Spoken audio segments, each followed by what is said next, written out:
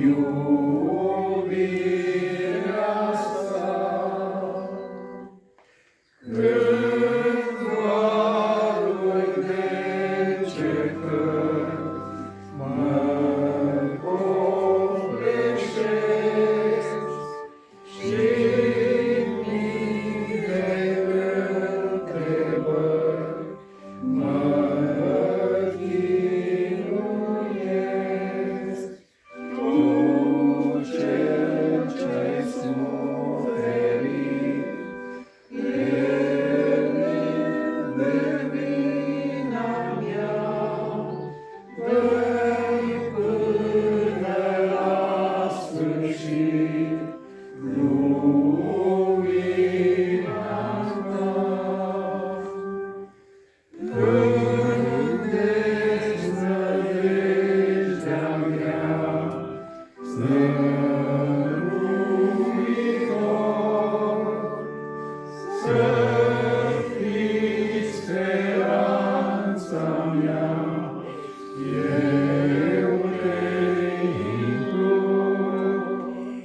O stâncă-neagă post, în suferință ești, tu singur scump Hristos mă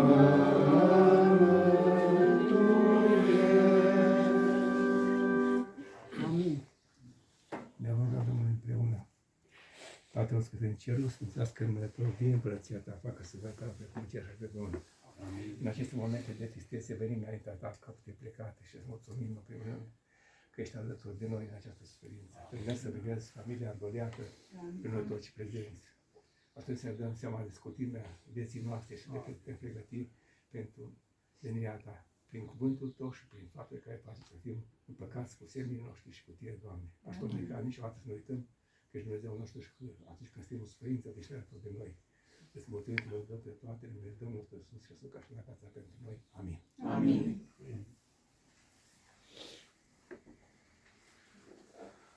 Putem lua.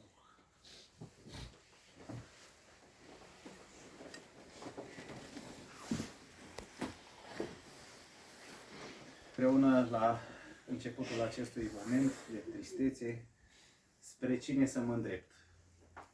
V-ați întrebat vreodată care este cel mai bun indicator sau cea mai bună poziție pe care să o luăm în fața acestor lucruri? Spre cine ne putem îndrepta?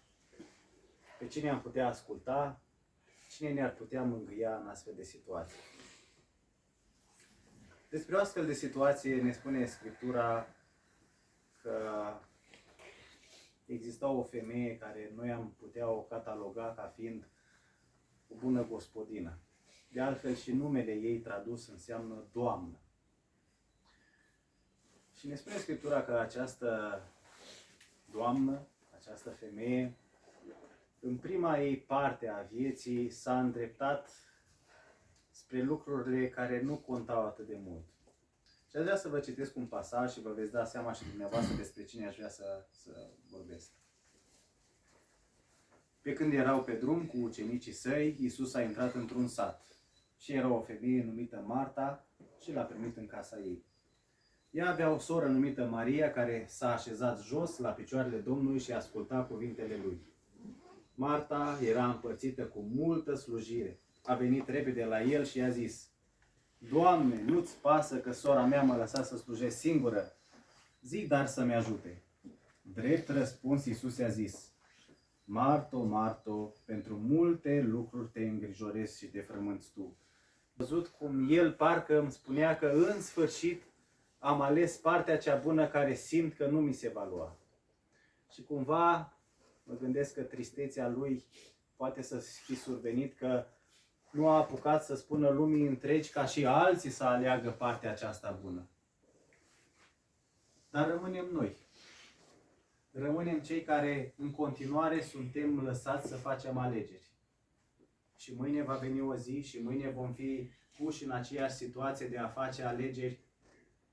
Și vă invit ca să dăm ascultare Scripturii și să facem cu toții alegerea cea înțeleaptă și alegerea cea corectă. să alegem cu toții partea cea bună care nu ni se va lua. Haideți să vedem dacă Marta a înțeles care este această parte bună care nu ni se va lua. Și să ne agățăm noi. În această a doua parte despre care am citit, Marta face această frumoasă declarație. O declarație asemănătoare a făcut și Petru. Și Domnul Hristos a spus despre Petru că pe această declarație va clădi biserica lui. Și astfel, toți credincioșii din toate timpurile, toți care au intrat în poporul acesta ales al lui Dumnezeu, au făcut o astfel de declarație. Cred că Tu ești Hristosul. Cred că Iisus Hristos este Fiul lui Dumnezeu.